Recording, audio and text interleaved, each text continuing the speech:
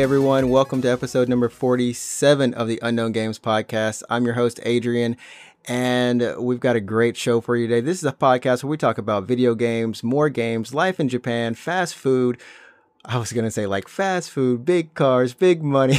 I like how you said like we have a great show for you today, as if we would ever come and be like, we got a bad show for you. It's just bad quality all around. You never know. One day we might surprise some people with like, hey. That's like when Apple goes on stage and they're like, we've created the best iPhone yet. As if they would come on stage and be like, we've made this basically, it's not as good as the last one, honestly. Like, they would never say that, right? Even in reality, we know it's like, yeah, guys, it's like the same. It's basically the same. Yeah, I mean, yeah. They would never just come out on stage and just be like, oh, I don't know. I guess you don't really need this one, but we made it anyways. Yeah. That voice that you're hearing now is my co-host, the one, the only, the one who brings the lowest amount of energy every podcast, except when there's ice cream involved. Alex. Hey, what's up? I had ice cream today. Oh, did you have it again? The same flavor? No, I had a different flavor. So I bought ice cream. Was it last night? Sunday night? Last night. And then I was like, I'm gonna save this for later. And then after work today, I was like, I deserve this. Yeah. So I had a little ice cream today. Yeah. That's like the only, like, when you become an adult, everyone. I don't know if you're whoever's listening and you're already an adult. You know what we're talking about. But if you're a kid and you're still in school, I'm not talking about college. College don't count. College is like an alt reality. That's like, nah, it's not the same. But if you're in grade school and you're working your way up, one day you'll get to the point where after work, all you're going to want is a good hot meal or something sweet. Or if alcohol is your thing, you're going to want a drink. Yeah, it's just honestly, it's like, I deserve this thing. I remember, well, it's like a kind of a stereotype where people are like, they come home and they like have a glass of wine and they're like, I need this glass of wine. Yeah, I'm like, well, why though? For me, like, I think being an adult, I'm the worst kind of adult, honestly, but I feel like once you become an adult, you've earned yourself a certain set of rights, and among those rights is you can have breakfast whenever you want. You can have ice cream for breakfast if that's what you want. Like, you can do these stupid things. It's like, it's only until you have kids you can do this, because I would never like, if I have kids or whatever, I don't want my kids to be like, oh, I want ice cream for breakfast, because I'm like, no, you can't have ice cream for breakfast. And then they would be like, but you do it. Yeah, and then and they would be like, but you do it. And I'm like, okay, fair point, but I'm an adult and I'm allowed to. You know what I mean? Like, yeah. It's the I'm an adult. It's like monkey see, no monkey do. No, I'm sorry, my little child, but I have special privileges because I'm taller. Yeah, it's like when you become an adult, you'll understand what I mean. So I don't know. I don't want to be a bad example for my kids, but I probably would be so. Which already makes you a good father. The fact that you have that in your mind already, Yeah, you already have that there. So as long as you don't teach them about the big cars, fast money, big. Did you get fast money? All right. Oh, we're already off the rails, everyone. Well, as always, we got to say thanks for tuning in week in and week out. We know we've got a lot of wonderful fans out there, listeners. You guys are all awesome. And of course, even the other podcasts that are listening, we always support each other. And Twitter's lit. So we get down like that. I just keep wanting to say big cars and fast money. I think it's in my mind now. You should be like switching those two adjectives, and then it makes sense. It's fast cars and big money. Yeah, money. Yeah, right. There you go. You have to write that in your palm. You write that in your palm. I gotta write that down. Like, okay, let me. Every time you start the podcast, you're like, all right, we got a good show for you today. It's also fast cars. You have to read it off your hand. Big money. Yeah, or it's like smudge, and you can't read it. It's like dig money. Every time anytime I go home, me and my mom, we always ever since I was a kid, Price is Right. I don't know. Do you guys watch Price is Right in Canada? My God. Price is Right is like the show you watch when you're sick from school. Like you stay home. Yeah. That's like normal for me, man. It's like, come on down. Oh man. The dream should always be on that show. One day. Sure. Yeah, so we're gonna keep on moving. We got a couple things that we're gonna talk about today. Number one, we've been playing, of course, that Apex, that sweet Apex Season 6, getting that new character Rampart in there in the game, playing with her, putting up those shields and all that cool stuff. It's been good. And I beat Plague Tale somehow, unexpectedly. And Alex is playing Alien. Alien Isolation, right? There's a bunch of Alien games. There's not one of the bad ones, but the good one. And after that, we have news. So we're gonna get into the show now. Without further ado, take me into the Alien Isolation. So you've been playing this for a couple of weeks now on your right? Like a couple weeks? Yeah. I mean, I don't only play like a couple hours every second day, but I think it's 2 weeks in. I'm 2 weeks in now. Okay. I'm like a little halfway done, I think. Okay. It's like my first playthrough, so I'm going in blind actually. Like I haven't looked up a guide. I haven't like watched anyone play before. Mm-hmm. I haven't even seen the Alien movies, to be honest. Okay. So, so there's a whole, that's like really not strange, but like how have you not seen an Alien movie? Like you haven't seen DC, not DC, but like the Marvel cinematic universe either, so it doesn't surprise me too much. No, I just don't watch movies. Yeah, I just don't watch movies is the thing. Like I just don't really watch. You gotta watch movies, Alien. Yeah. Man. Alien's it's a good movie. You gotta watch. It's summer. It's the perfect time to watch it. Then watch Independence Day after that, just for the heck of it. I've seen AVP, and that wasn't good. No, yeah. Well, just watch Predator then instead. Well, yeah, sure. AVP. Just skip that saga. Skip the saga. I mean, you've seen that movie, right? I've seen them. I've seen all of them, ironically, like just on reruns, like Sunday afternoon reruns on Fox or like one of the local networks back at home. They just always play them in the summer. So, yeah, it's not a good movie. Anyways, so I've been playing the game and it's pretty good. So it came out in 2014, if I'm not mistaken. So it's not a new game by any means. So right. I think a lot of people have already played it by this point. I'm going in now for the first time. And it's pretty good. It's just like a solid game. It's put together pretty well. Mm-hmm. So I am assuming that it's actually just like the same kind of pace as the movies. Yeah. Or the first movie rather. Yeah. They're in like the space station thing. Yeah, and you're just basically you went in there originally to try to get answers, I think, from what happened to your mom, and then it turns out there's an alien on the ship who will kill you, and you're just trying to basically at this point survive and avoid the alien, avoid hostile androids, and other humans who may be hostile. I know, like so just a bunch of threats. Yeah, I was gonna say like because I've been watching Wes from Console Gaming Crew. He's also been playing it, and watching both of you guys play the game. It's really it's like night and day because you're actually moving around. He's like super like tense, like he's always in the lockers hiding. But like the thing I didn't see when I was watching his stream was I didn't see the android, like those androids just walking around, and I didn't know that was a threat. Like, so how is dealing with all of those threats? Is it nerve-wracking, or does it like take away from the alien? Like how does that feel when you're playing it? Well, it's good that there's other threats for sure in the game. Honestly, if it was just the alien, I feel like the player would just get tired of the alien after a while, right? Yeah. So it's good to mix up the threats. It just in terms of pacing and everything like that. To me, honestly, like I'm not afraid of the alien that much. I'm honestly, the things that scare me, honestly, are androids when they come in. Like there's more than one of them. They're resilient. They'll take many bullets to the head and they'll choke you out. And you try to like run past them, and then they'll grab you. It's so you can't just like hide from them the same way you would hide from the alien. I guess they're right. more sentient. Well, yeah, right, in a way, yeah. Yeah, no, and the androids are just generally creepy because they have glowing eyes, and you can see them far away. Like you just see their glowing eyes, like in the dark. You can see them glowing and watching you. Yeah, waiting.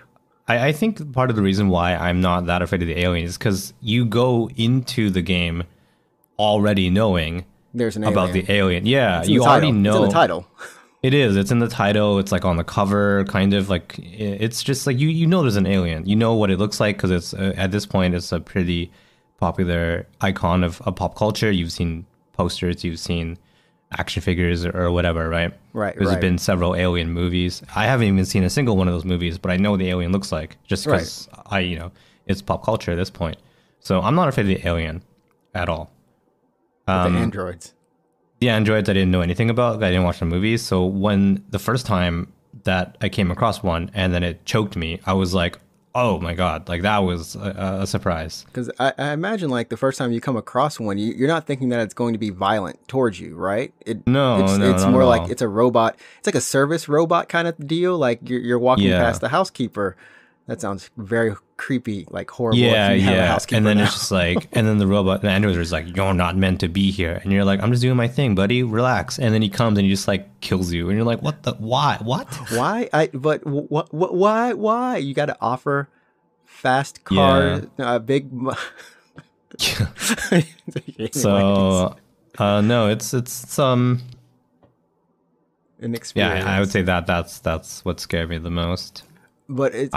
Oh yeah, continue. Sorry, go ahead. I was gonna ask, are there any like improvements that you would kind of want from the game? I know like when I'm watching a little bit, like it seems like, and this is I think by design, right? The objective that you're trying to find is like in front of you, but not easily locatable. Yeah, I get that a ton when I'm playing the game. So I open the map and it's like, go to this thing. And I'm like, oh, it looks like it's here, but I can't find it. Like I'm like on top of it or whatever. And I have no idea where I'm meant to go. And it turns out like I just missed like a switch on the wall or something like that. Like, Because like the aliens or androids or whatever, they're still lurking. So I guess it's meant to create some kind of suspense, but it's because the environment's like in that, you're on a ship. So it's not like some open, huge place. It's like a room in a corridor that's like a circle and a square kind of formation, right? And you're just like, where is this? Where is this? Where is this? Yeah. It was, many times I've been like looking for some kind of switch or something, only to realize that I had, ran past it for the last 20 minutes. So, does that bother me? I guess so, kind of. Is it a knock against the game? I would like maybe yes and maybe no. Like, I don't know. Like they're not hand holding, I guess. And the game isn't like a sprawling 60-hour, 70-hour game. And once you've beat it, you've beat it. And if you choose to do a second playthrough, you'll know where all the things are. The only thing that's changed is basically how strong the enemies are and how easily they'll maybe detect you, right? Right. That makes sense. So with that in mind, like it's pretty much like everyone recommends this game. Would you still recommend it? That's like a really dumb question, but would you would you as an Apple salesman recommend Alien Isolation? I mean, yeah, if you're looking for just like a 3D adventure, I guess, and that's the kind of thing that you enjoy. It's really cheap I picked up for like $10 on the Steam sale. Okay. So it'll probably be back on sale. Has the summer sale happened yet? Yeah, I think that's when I bought it. So now we're getting into what would be the next sale. I believe is November for the Black Friday kind of Thanksgiving sale. But okay, Black Friday. Yeah.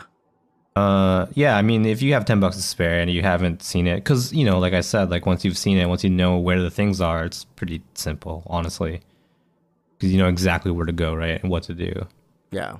So I don't know. Like I kind of want to like for October. That's like the perfect time to kind of like play or stream one of those games. And I'm like debating. And I was talking to someone on the stream last night about this. Like, what kind of games like should I play for October? There's Amnesia, there's Soma, and I think I'm probably gonna end up playing Outlast. I don't do well with horror games, and I don't think that you particularly like to play them either. Yeah, same. Yeah, no. Outlast seems like something that's gonna like scare the crap out of me. It just like Resident Evil, even 7, which was kind of scary, the demo for me a little bit. Like Outlast. I don't want to play it, but I want to play it, and I know I'm going to be scared, and it's not going to be Yeah. fun. It's Yeah, not going same. to be That's the fun. thing. That's the thing. So I mean, like everyone's like, "Oh, Alien Isolation is a scary game" or whatever. To me, it's not scary. I would say it's suspenseful, absolutely, Yeah, but I don't know if I would say it's scary.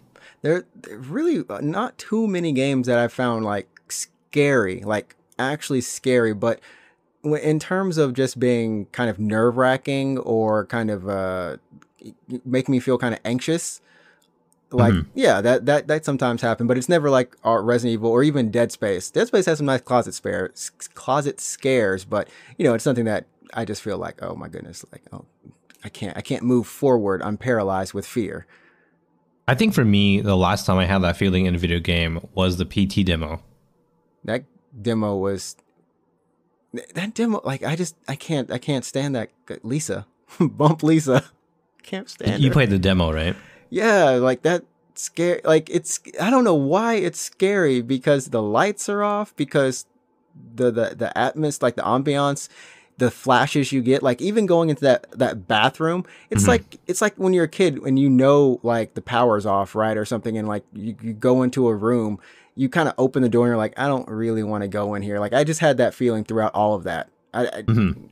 I don't like PT. Right, right, right. So I'm not that afraid playing Alien Isolation, but I honestly couldn't get through PT. Like that to me, that was really scary. So Hmm. that kind of atmosphere, it's that atmosphere that makes me afraid. That really And I don't- eerie. yeah, it's kind of like the eeriness, the what is it? What's the word I'm looking for? Like the supernatural kind of horror, right? Yeah, yeah. And it still has that effect of something is there, just like an alien. There's an alien, but in PT, like you don't know where that thing's going to show up. It's a Exactly, it's a house. exactly. It's a house, and the spots, like because you've probably thought of those spots as a kid. Like I think that maybe that's it. Like anytime you've gone to like a house and there's a kind of open area that's kind of like the front door area, like when it's just thundering and lightning and you come in and that's not a place you want to be. You don't want to go to the bathroom and in these places, like, and it just has that, just like Silent Hill. Maybe Silent Hill is a good example of that. You know what I mean?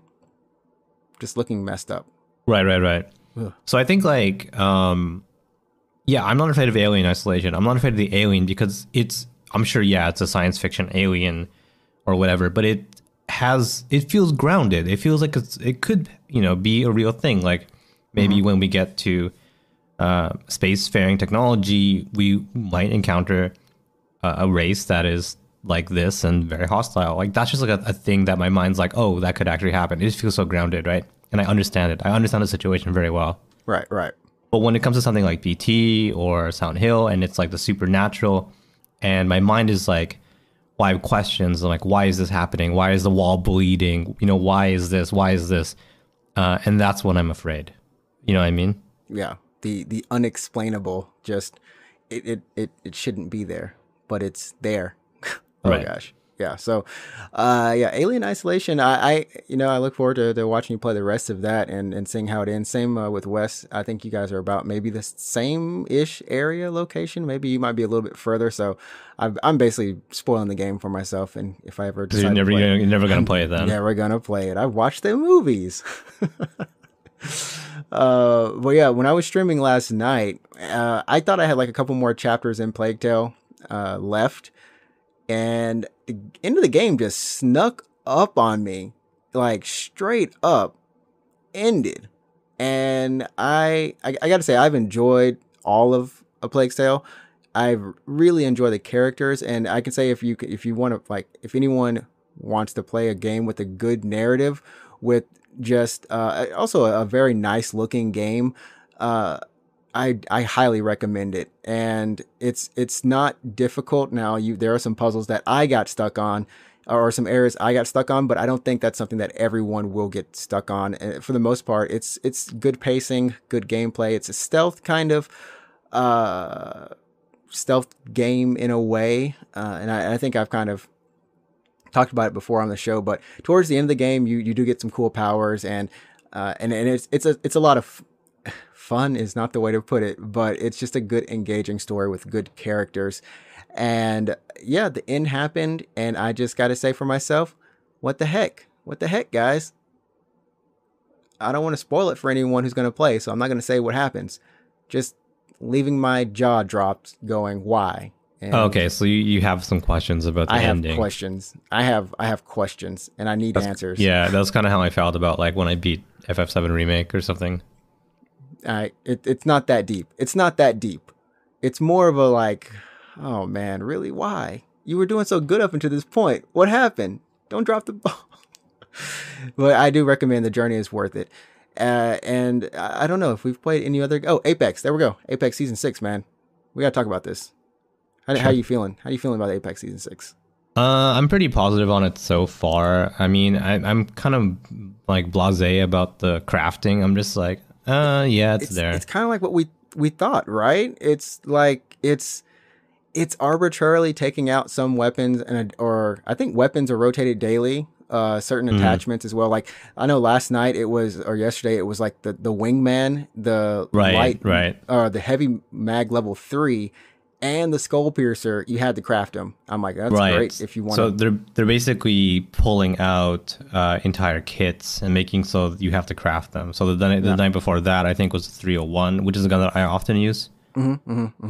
Yeah. So in a way, it's like positive and negative because to craft a 301, it was only 40 points, not a lot. It's not a lot, honestly. All of the crafting prices and how they do it is there's typically around the crafting station. There's 3 little resource pods. That you can open up for 25 each. And you can get them just like that. So it doesn't really feel like you ever had to make a choice. Like do I continue to use the weapon I have, or do I craft this weapon, or do I try to get this resource to try to find it? I don't feel like there's a good risk reward or anything there. It's just there. Right. So for me, if it's a gun, I don't use the wingman very often. So when it was the wingman last night, I was like, oh, whatever. I can just ignore the crafting stations unless I wanted a shield or ammo, really. But then when it was a 301, I was like, oh, well, I'm guaranteed a 301 whenever I walk past one of those things, right? So it was like a good thing almost. Yeah. And I just don't know. I just don't know if it adds anything to my experience. Like it doesn't add and it doesn't take away. It's just there. Yeah. So when it like pulls out a gun that I don't use, I don't care. And when it is a gun that I use, I'm like, oh, well, I'm going to hold on to a certain gun in the meantime. Like maybe I'll hold on to an alternator or a flatline. And then when I get to a station, then I'll switch it out for 301 or something, right? Right. It's I feel so. I was playing last night with my friend, and he suggested, and I think it's a good idea, where if they wanted to make the crafting system kind of like a big deal, they should make it so all hop-ups can only be crafted. And they're expensive to craft. So like a gold hop-up would be like 300 points or something. That would be almost like the equivalent of like even like an Evo shield, right? Like an Evo shield is also something you would craft, right? But it's like the red Evo shield, but it would take a lot of crafting points. You know what I mean? You just can't find it on the map or even earn it. Right, exactly. So if you have purple and you need a red Evo shield, you have to do 500 damage, which is kind of, it's kind of a big chunk of damage. It's kind of a big chunk, yeah. It's a good fight. Right. So if you wanted to make the crafting system like a really big deal, like he said, I kind of agree with him, make it so all hop-ups can only be crafted, and gold ones are quite expensive. So you would be... like, it would really change the meta. Like, you would be opening as many bins as possible. You'd be finding all those pods. People would start gathering around the pods, so fights would break out. Yeah. That's the thing. Like, there's no reason to gather around those pods. If anything, like, I've seen people using the pods, and, like, when you craft at the crafting station, not a beacon pops up, but you can see a flash of light around that area. And so we've just seen teams doing it, and we're like, oh, look, there's a team there.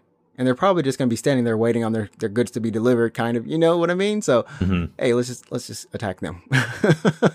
It's a part of the game, but Rampart, I got to say, playing her was really interesting. I had fun with her until the first experience, I was just like, okay, let me throw my shield down, and it takes time for that barrier to come up Right. But while it's coming up, literally, if you put it down and someone shoots it, it's gone. It's gone. It's like gone. instant. Like it's kind of it's a little bit too breakable. I don't mind that it's breakable in that state, but literally like a one shot, essentially, I don't know. It just kind of, you have to be very careful of where you're using it when you put it down. Right. You have to make sure that you kind of protect it. So I think the reason why they make it vulnerable when it's popping up is because like when it is up, it's covered. It's just like, yeah, it's just cover. When you crouch behind it, it's cover. You're protected unless you get grenaded or something. And it has a pretty good amount of HP on it too. Like it takes some hits. So I think they need it to be balanced. And I don't know. I think that they want people to be proactively putting up cover, not defensively putting up cover. Yeah. You can't really defensively use it. It is very much an offensive tool, except for when you're, if you want to block doors / block areas kind of way, sure. That's quote quote defensive in that sense. That's like when I dick around and I use the Octane's jump pad to just surprise people in doorways. It's so funny. I love doing that. We were indoors once and that would have been awesome. So I was playing Caustic and we also had Rampart too. So we blocked the door, then we put some gas behind the door, and then it's like if you would put an Octane pad somewhere in the middle of that would have just been dumb. Yeah, I do it all the time actually. I love putting Octane pads behind doors because then if people don't see it, they like run over it and it just confuses them for a quick second. But I think she's a fairly balanced legend. I don't think that there's any... Yeah, she's all right. I don't think she's underpowered at the moment, and I don't think she's overpowered even with her passive. Which apparently works wonders with the L-Star and reloading. I did not know that because it's an LMG. OMG. Oh, and you can feather it too, so it never like overheats, right? Yeah. So that's dangerous. Yeah, it's dangerously good for people who love L-Stars. But what I do have to say is the monster in the closet, the green monster in the closet here is all this energy crap. Get it out. Too much energy. Too many volts. Alex. I like the Volt. I like the Volt a lot. I like the Volt too, but I don't need everyone in their team running 3 volts and 3 devotions. Yeah, it's interesting how they pulled out the devotion from the gold, like it's a normal weapon now, and then they also added the Volt. Like they didn't trade anything. So like what happened with the shotguns is when they traded the Mastiff and the Peacekeeper, right? Right. So we still have the same like balance of shotguns, but with this season, the devotion is now on the ground and the Volt is also on the ground. So we have Havoc, Volt, and L-Star. What is it? The other one. L-Star.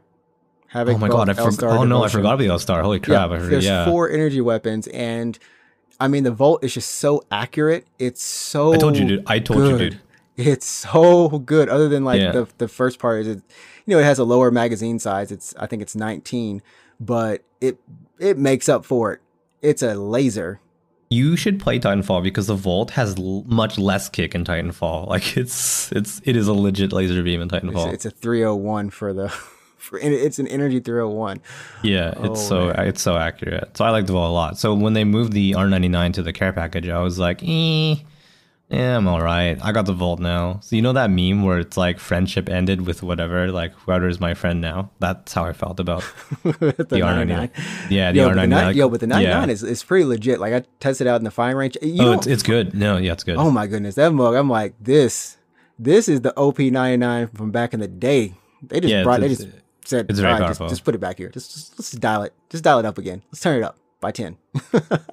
Yeah, I like how they're red now, by the way. I like how the care package items are red. Yeah. I picked up myself a red Kraber and just busted some people. I have gotten good with that Kraber on PS4. I won't touch it on PC. I don't want to get in a Kraber battle on PC. People will be like, I see dead target there. And I die. But yeah. So Apex is good. I think we'll both continue playing it.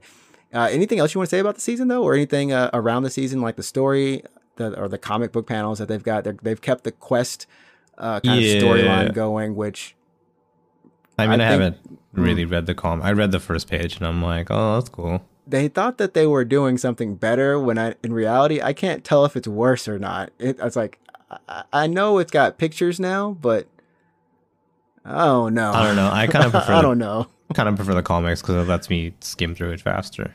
It is a faster read. Definitely is a faster Yeah. read.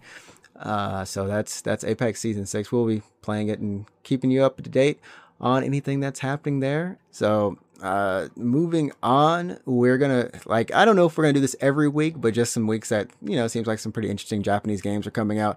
Kind of a weekly release. This is the release list for what is this? 8/24, August 24th. And there's not like the hottest things coming out, but Captain Tsubasa Rise of New Champions is coming out. That's worldwide launch too. So if you want to get that, your Captain Tsubasa on. I mean, I'm not a huge Captain Tsubasa fan. I like Captain Tsubasa just for being over the top for soccer. And I don't know. Do you know Captain Tsubasa, man?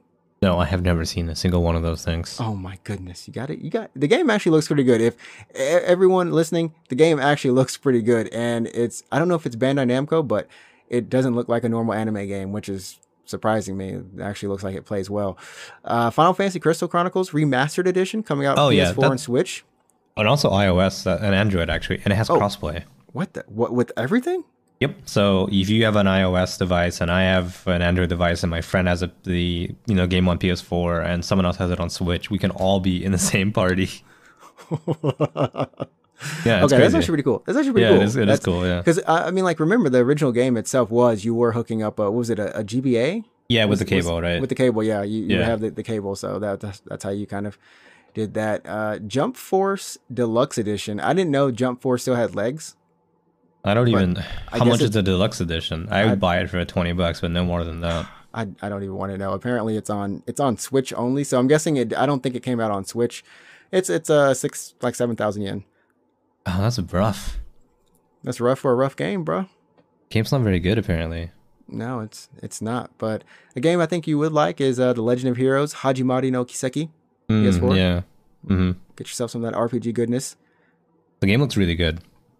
Is there anything different about this one, like compared to the previous one? Indifferent? I mean, this one has 3 protagonists, so 3 point of views. So it's even longer, is what you're saying.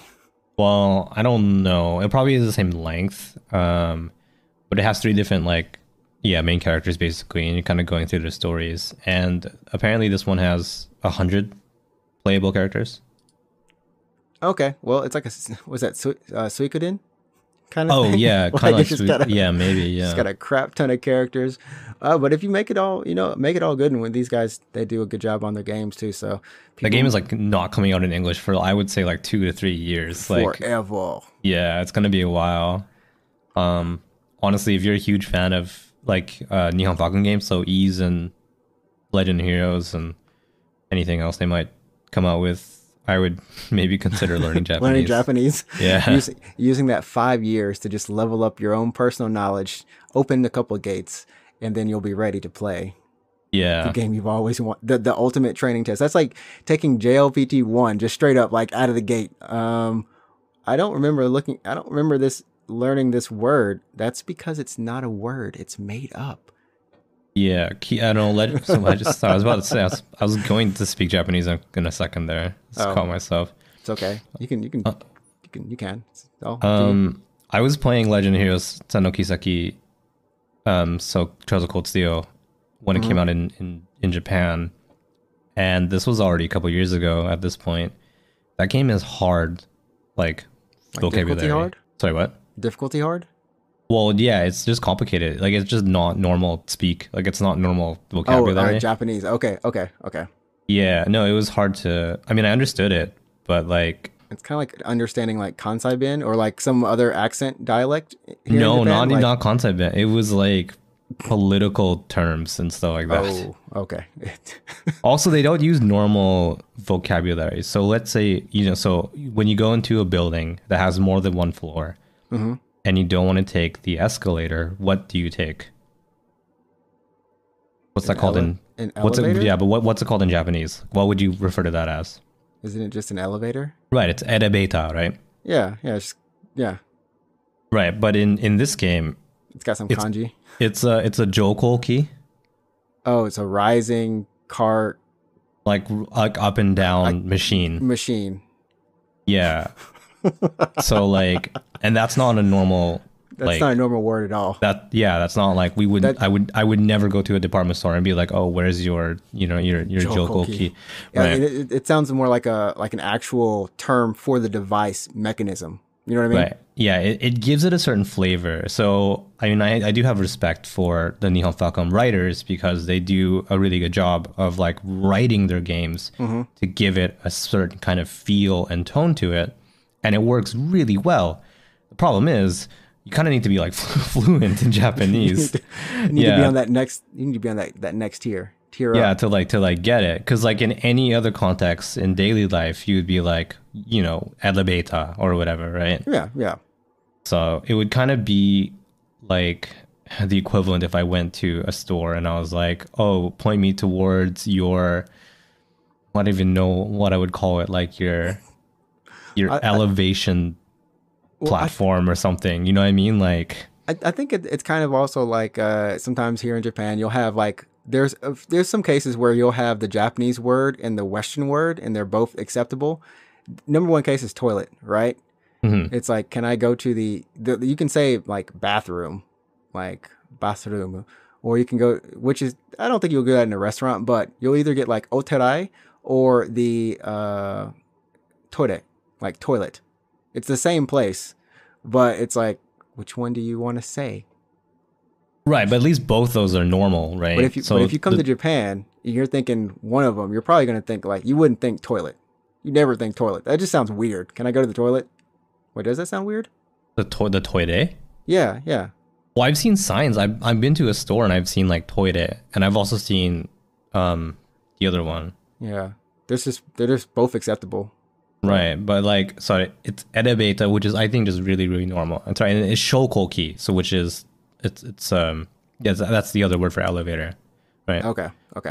So if you go right now to a dictionary, like I'm on jisho.org, and if you type in shokoki, it literally says see also edebeta.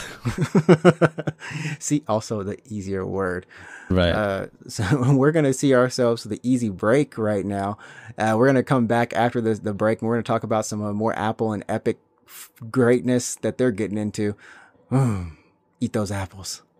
I need a better voice for that. We got to get a soundboard again. We got to get that soundboard. Where's your soundboard? Which is this, what, eat apples? I don't have a clip. I don't have a clip that says eat apples. Eat apples. Like that or something. Okay. I have this one. Why are we still here? Just to suffer. Apple. Oh, I couldn't. I wanted to combo that, but anyway, we'll be back after the break, everyone. We'll be back.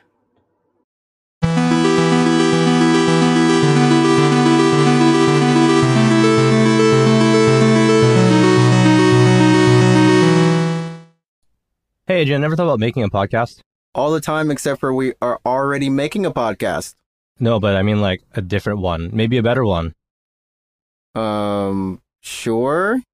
Yeah. So I was on the internet. I was trying to figure out like what's the best host for a podcast, or pretty much how can I make a podcast. And I think I settled on Anchor. We're already using Anchor, buddy. Wait, are you serious? Are we actually? I'm actually serious because it's free. And of course, we're on like Spotify, Apple Podcasts, and like Google Podcasts, and so many other places. Wait, how do we do that though? Anchor did that for us. Oh, just like automatically, right? Anchor Yeah. just distribute your podcast for like free? Exactly. Wait, I thought you did the research. Yeah, well, I mean, I kind of did, but I do know that Anchor will help you make money from a podcast. Cash money. Cash money grabs. Exactly. That's how we're making money right now, I think. Absolutely. Like right at this very moment. At this very moment with this sponsorship. Well, I mean, also Anchor has some pretty cool creation tools that let you record and also edit your podcast right from your phone or your computer, because I know you got one of those, probably. I do have a computer, but I don't have a phone. Well, whatever. You can still make a podcast, because in 2020, there's no reason why anyone shouldn't have a podcast. Everyone deserves a voice. That's my opinion. Yeah. Well, Anchor is just everything you need to make a podcast, but just all in one place. You can download the free Anchor app or go to anchor.fm to get started. Enjoy the show, everyone. Thanks for listening.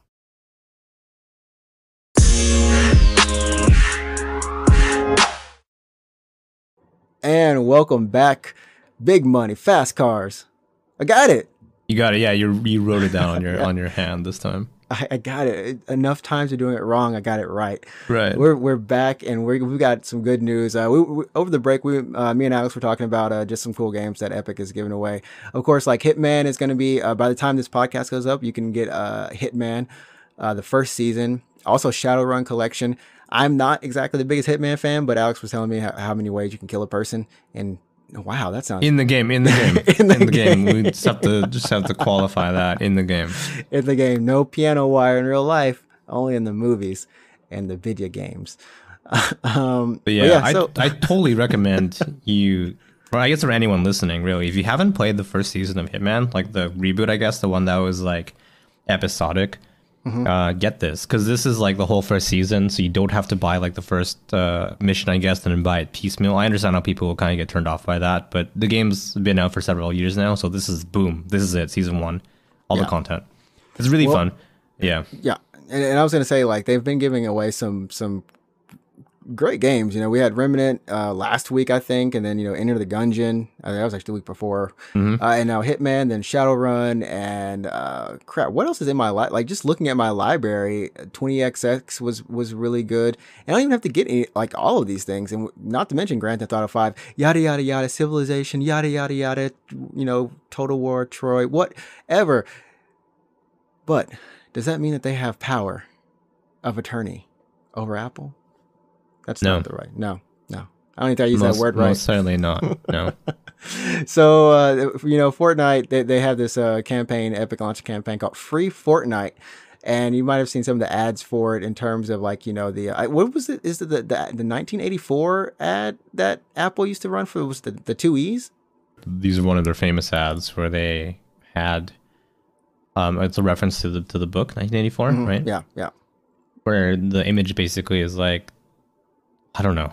I don't know how to explain it. It's been a long time since I've seen it, but it's a pretty well-known ad. It's a well-known ad, and so Epic did a rip on that, and then now I don't know if this event is still going on. It was over the last weekend, but you could apparently land in certain areas in Fortnite and eat apples.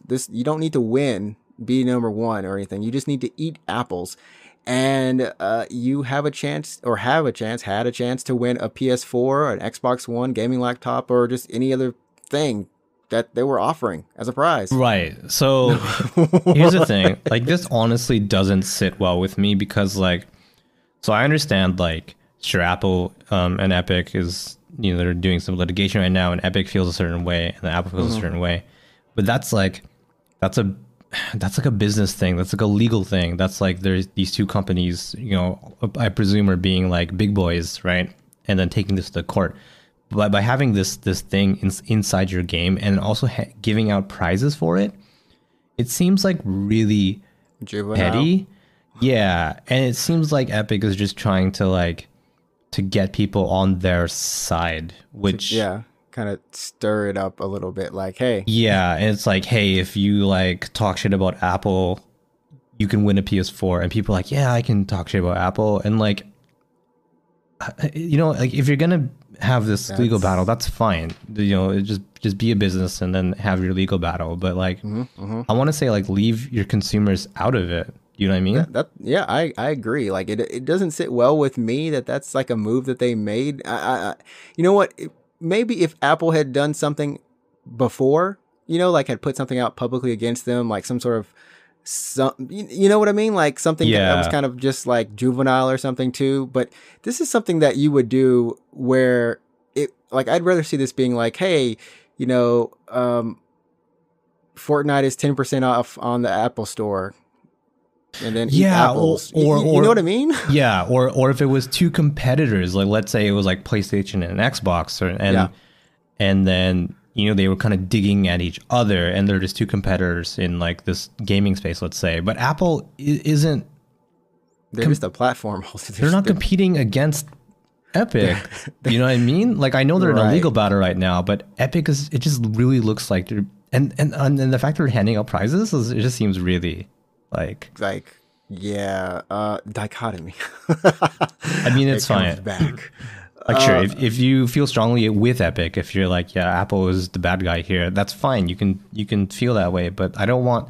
It's just like Epic is rewarding that kind of behavior. Flame war, right? Because remember, they broke the rules. That's the thing. Like, and it's almost like they're trying to do it in a way that we broke the rules for a good reason. It's for you, everyone. So, be on our side. It's almost propaganda. You know what I mean? Like, yes. Yeah. And did you hear about here's one thing is that their lawsuit, like their what is it, the document or whatever, that was pre-prepared. Mm-hmm. That was pre-prepared. It was pre-prepared. So they it was calculated that Apple would respond in the way that they did, and they're like, boom, here's our document, here's our friggin' 1980 Fortnite ad. Like they had it ready in advance, right? Mm-hmm.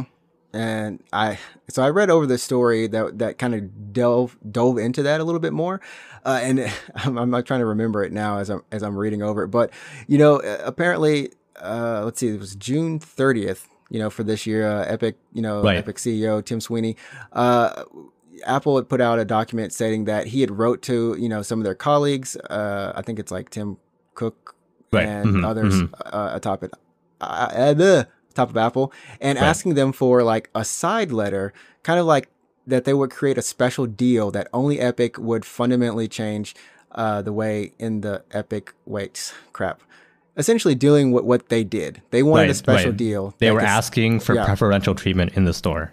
Right. And then on top of that, there's another clause like in the document, like also that we will be able to like have permission to launch a third-party app store for iPhones. That's like making another iTunes store.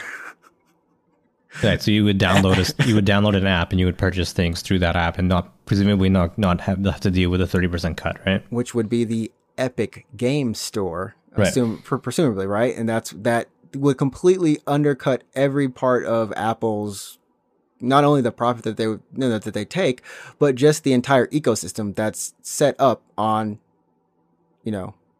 iTunes, on the App Store. They would be able to use Apple's platform, but not have to give Apple any of the cut to be on the platform, right?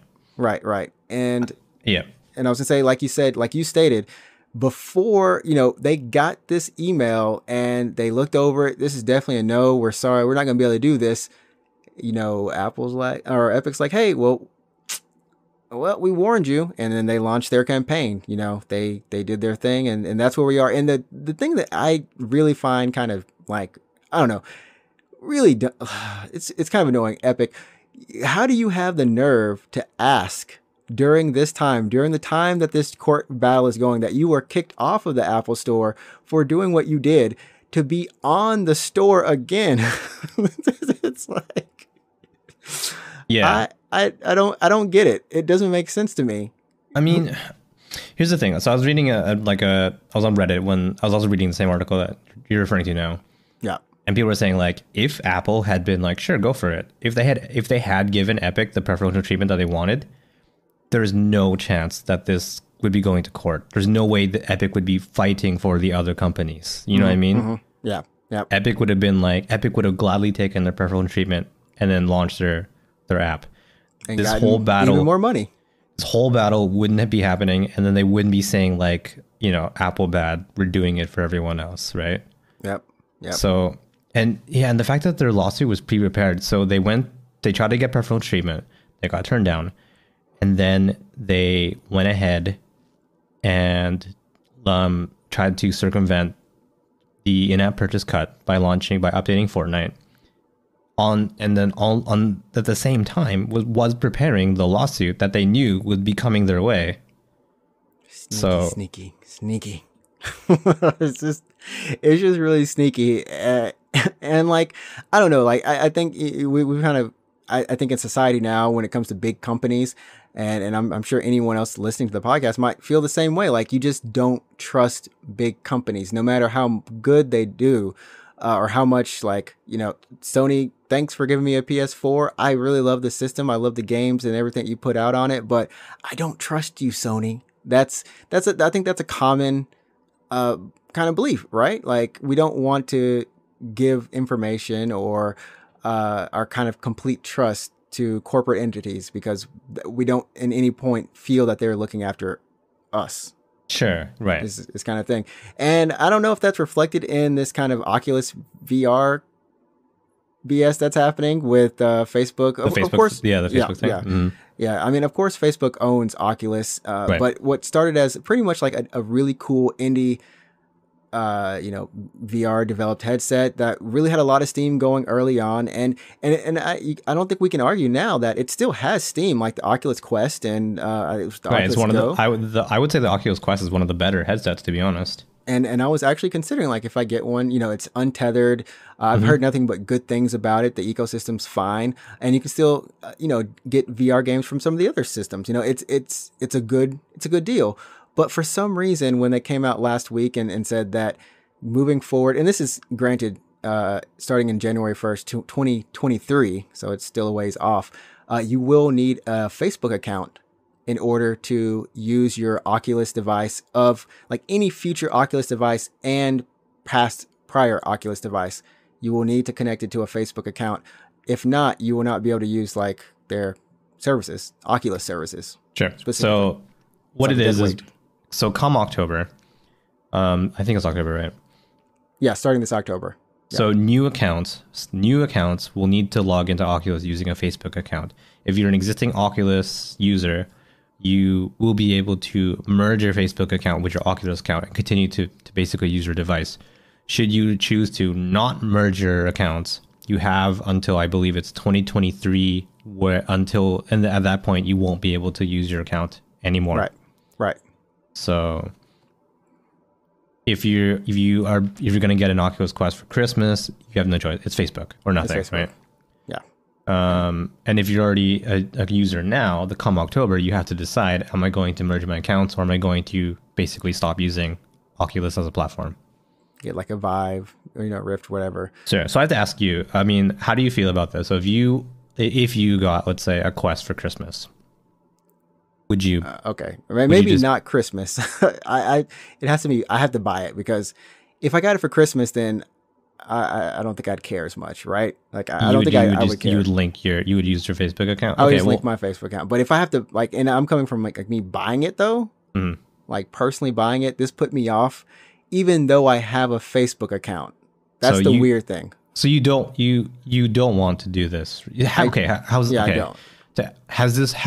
If you were in the market for a VR headset, has this put you off Oculus? Has this basically pushed you towards a Vive? Yes. For sure. Yes. So if you had money, you were going to buy a VR headset tomorrow, it would just be a Vive because of this. Oh man. Yeah, it would be a Vive if any of them, or PSVR. And the reason I say that is like the thing that the Quest did, or like the kind of, it's untethered, right? And that was a huge selling point for me. And I was like, okay, well, it's good price. It does what it needs to do. And it's a good entry-level, mid-level VR headset, right? And I don't need to have a crazy good PC to really do anything. And it's good selling points. But for some reason, this rubs me the wrong way because I hate Facebook ads already. Like, I hate Facebook ads. And this is just one way. And I mean, it's pretty much stated, like, this is to help Facebook when they get your information, of course. They can tailor ads or tailor their whatever the experience, quote, quote, personalized content to you, right? Which is just ads. And how many times have I been on Facebook and the ads just been crap? And I'm like, I don't care about this. Like, get this out of my face. Sure. I just hate this. Anyways, that's me. I have a Facebook account, but I don't use it. I use Messenger more than I use the actual Facebook. The actual Facebook, yeah. So I mean, so now that Facebook owns Oculus, right?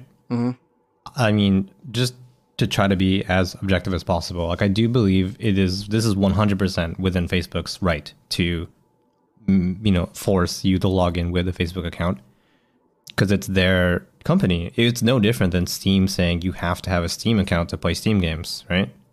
That's true. Right. But, or anything like that. But it's just because for a lot of people, because it is Facebook, that they don't want to do it, right? Yeah, especially now. I mean, my data's out there like that. my data's out there. It's along with my big money and fast car. Darn, Wait, I got it right again. Oh, Okay. yeah, it's Big Money Fast Car. You have to you get that like get that tattooed in your arm, and then like if anyone asks you, you're just like, "Whoa, what does your tattoo mean?" And you just be like, I really couldn't remember it." I need it every time. But you know what? In the long run, I understand the point of view, like you were saying. You know, it is their platform, and it does make logical sense that it would progress this way. I just feel it's just kind of weird, like we're forcing you, especially since there's already a login system that they have, and it. I feel agree. Like I just causing any issues. I just don't know why they can't continue to use Oculus. Like I just, you know what I mean? And I think the issue is that if you don't, then it just it kills your support is dead, right? Your support is dead. Your system is just you there. can't use it. You can't use it anymore. It's just there.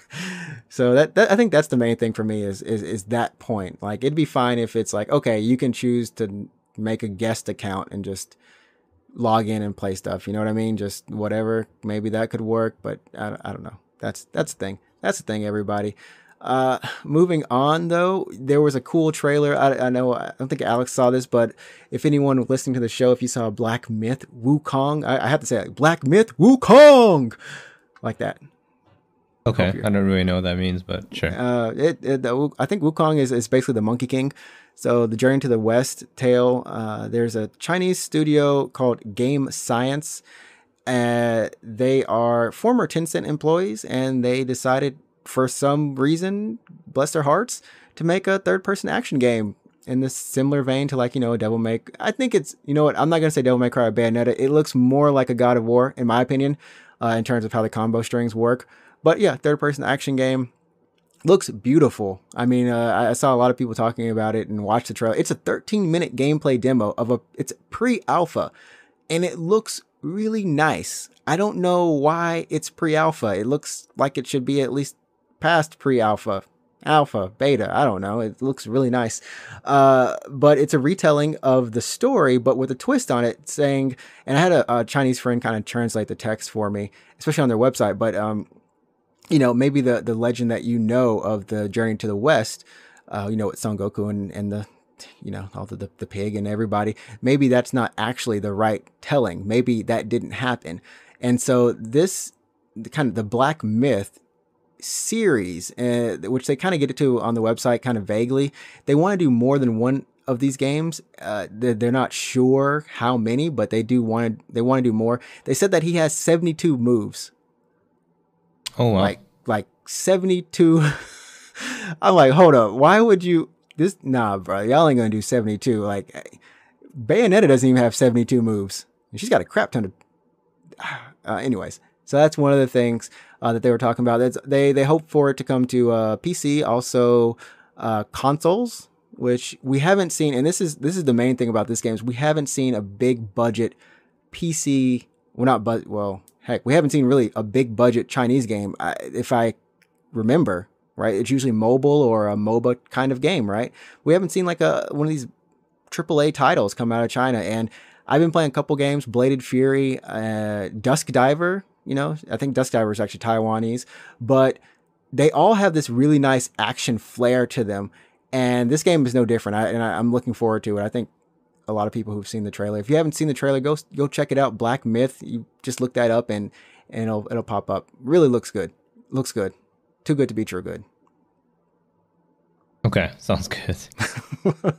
And in closing, we're gonna wind this down.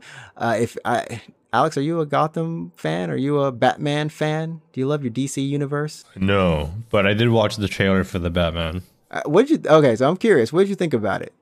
I liked it, honestly. I'm intrigued at the atmosphere. It looks really, really dark, honestly, which is fine.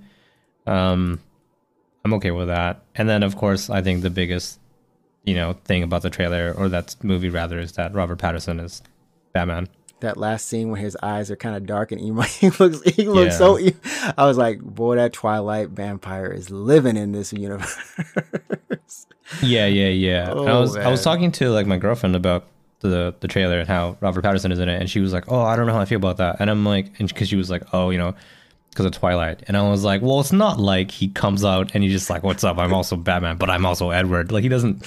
He's always living in the Twilight universe. He never left. He never left. Like it's me, Edward, but now I'm Batman. It's like not like he does that, obviously. So Oh he's my just, goodness. I think he does a pretty good Batman voice. It's pretty good, right?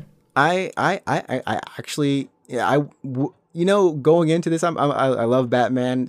My favorite hero, it's Batman, Spider-Man, and Iron Man. Just all men, yeah, all the men, yeah. So someone was like, "So you like two rich guys?" I'm like, "No, yes."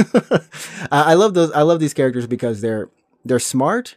And no, the other thing is like even Spider-Man. Like one day, I always believe like, you know what, if it's possible, right? It's possible for people to climb on walls and swing. You can make a gadget that can do that, right? And I'm like, one day I can be Spider-Man or even Batman or Iron Man if you have enough money. You know, you can make it happen. If you have the money, yeah. If you have the money. Your superpower is money, basically. But that was kid life for me. But I thought he did a good job. I thought that the costume was really nice. It looked kind of like a little bit of twist on the Arkham Asylum costume.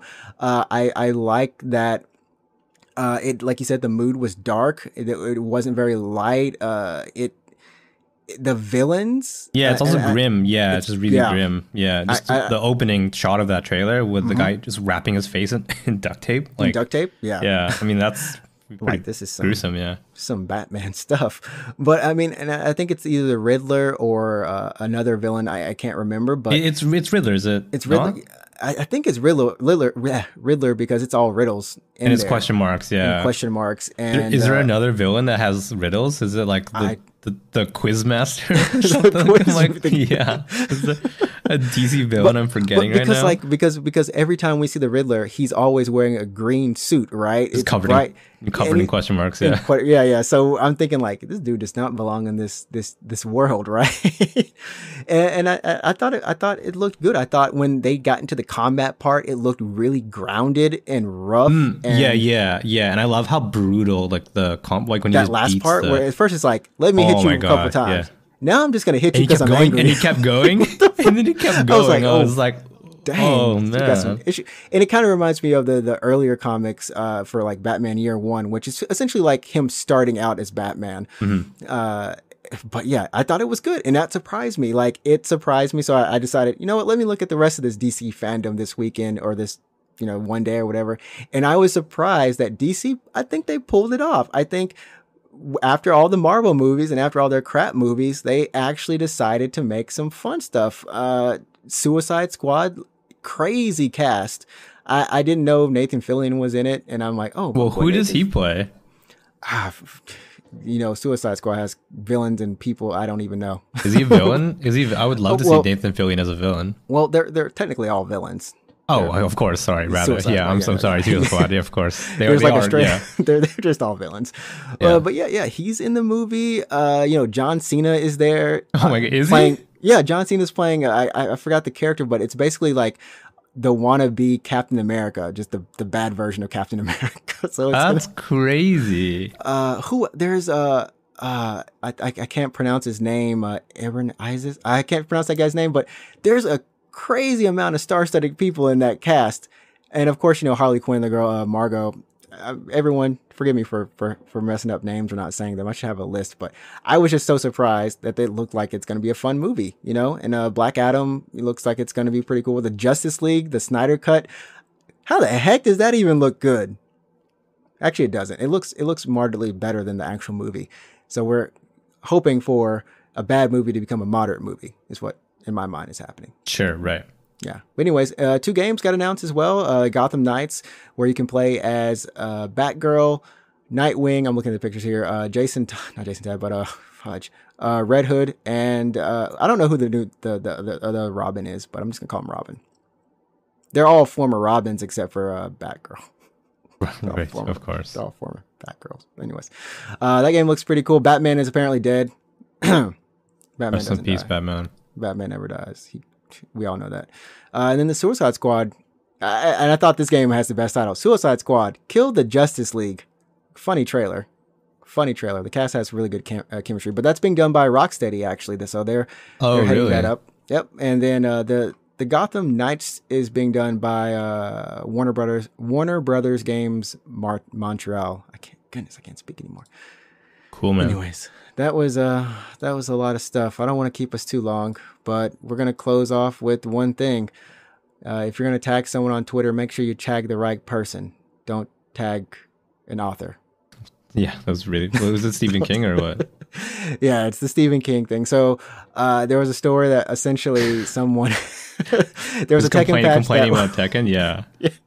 Tekken patch goes up, someone's complaining, and the tweet is great. It's like, why is the low with the high pushback from Paul not launch punishable? Can you explain? Can you make Snake Edge from Brian then as well not launch punishable? Can you reduce the pushback from Paul? Why are some characters more OP?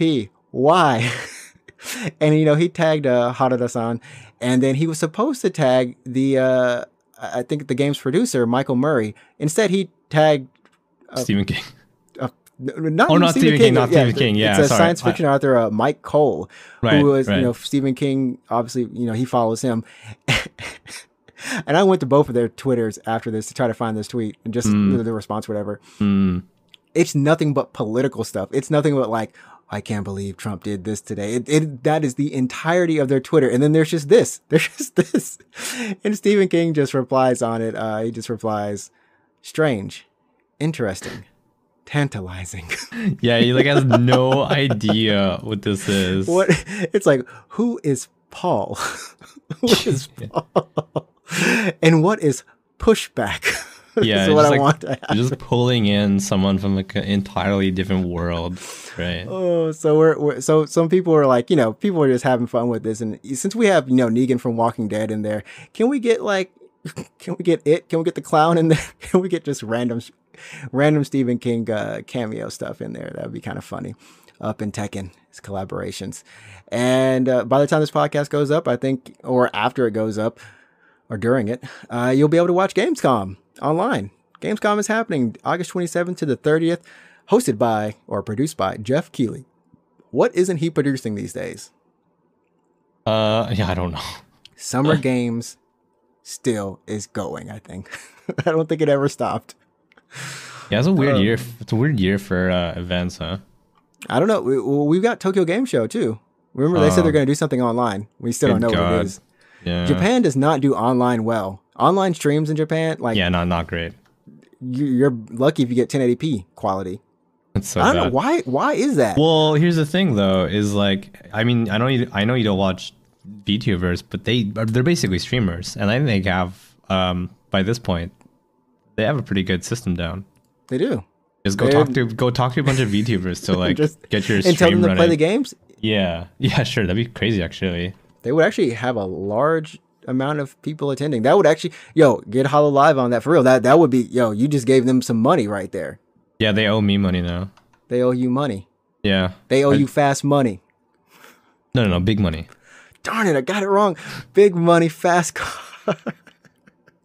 Is that a phrase? Why are you obsessed with that phrase? That's not anything I would say ever. I'm watching this it's an HBO series called Ballers with The Rock with Dwayne Johnson, and it's just like managing football players. And they all have big cars. No, fast cars. Money. Fast cars. Fast cars. But they have fast cars and they have big cars too. And they get the money and big cars. Like a truck, a minivan. It's like, oh man. Anyways, everyone, this has been a great episode, and as always, remember you can follow us on iTunes. Wait, what? You can listen to us on iTunes. Well, you can also subscribe on iTunes. You can leave a 5-star review for us on iTunes. Sure, you could. Or you could also listen to us on Spotify. Tell your friends about it. We're here for you. But seriously, where you can actually follow us is Twitter and Instagram at UGP_cast. And you can also look up the YouTube channel at Unknown Games Podcast. One day, I promise I'll get to updating it. Actually, we'll get to updating it. Sure. You should do that. I don't know. Now? Yeah, probably. So, remember, you set the tone. Actually, Alex, do you have anything you want to say? I don't know, man. Ice cream? Eat ice cream and... Yeah, eat that ice cream, everybody. Go get yourself some ice cream. Go play some great games, and we'll check you next week for episode 48 of the Unknown Games Podcast. Remember, you are your own best friend. Right. Look out for number 1. Fast money.